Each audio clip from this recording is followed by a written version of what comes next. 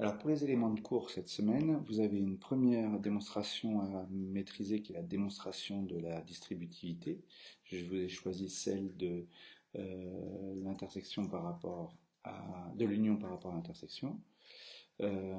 Or, vous avez ici une vidéo qui vous permet, il suffit de cliquer sur le lien et puis je vous ai envoyé le lien de toute façon, qui vous permet de visualiser une vidéo sur laquelle on vous fait cette démonstration. Donc, je me contenterai moi de faire la démonstration de la loi de Morgan que vous avez ci-dessous. Donc, pour cette loi de Morgan, vous avez deux ensembles A et B inclus dans un ensemble E, soit A, B appartenant à P de E. E, c'est un ensemble quelconque, E ensemble quelconque. Voilà.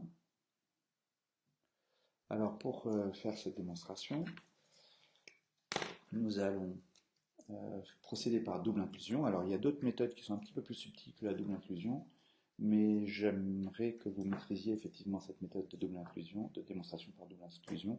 Donc, j'ai choisi cette démonstration spécifiquement. Donc, on va montrer que A, alors je vous ai pas mis les deux lois de Morgan, je vous ai mis celle-ci, enfin les deux lois que je vous ai demandé d'apprendre.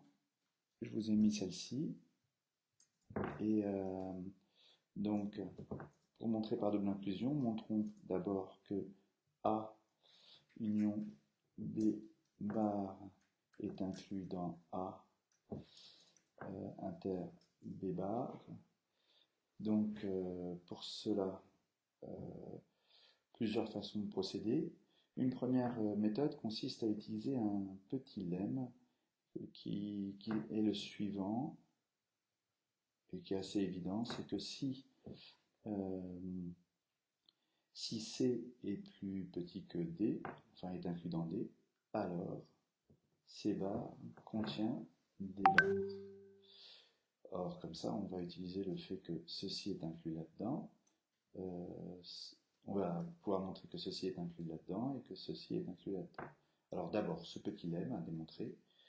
Si ceci, j'utilise un élément donc, qui est dans D bar, j'ai montré qu'il est dans C bar. Montrer ce résultat en partant de cette hypothèse. Donc soit x appartenant à D bar, alors x n'appartient pas à D. Donc, or, comme D contient C, C contient D, s'il n'appartient pas à D, il ne peut pas appartenir à C. Donc, x n'appartient pas à C. Et enfin, puisqu'il n'appartient pas à C, il appartient à C bar. Donc on a montré que n'importe quel élément de D bar est inclus dans C bar. Voilà. Alors ce lemme, vous pouvez le sauter parce que c'est assez évident.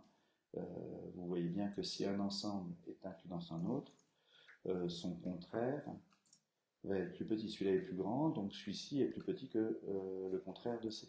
Voilà. Donc, méfiez-vous parce qu'un enseignant pourrait être amené à vous demander cette démonstration intermédiaire, c'est pour ça que je vous la mets. Alors maintenant, on a A union B qui contient A, bien évidemment. A union B, c'est A, auquel j'ai rajouté les éléments de B qui n'étaient pas dans A, donc c'est forcément plus grand que A.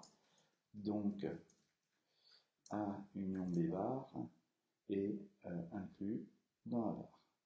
De même, A union B contient B, donc A union B bar est inclus dans B bar. Un ensemble qui est inclus dans A bar et dans B bar, il va être inclus dans l'intersection des deux. Voilà. J'aurais pu le mettre en traîne ici. A union B bar est inclus dans A bar inter B bar. Voilà. Alors, on va montrer maintenant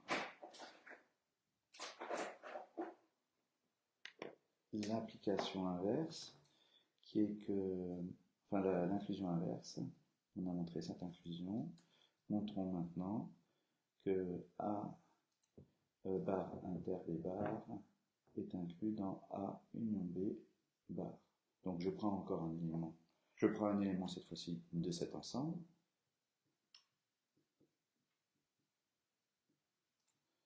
Donc cet élément appartient à A bar et il appartient à B bar, puisque inter c'est appartenir aux deux.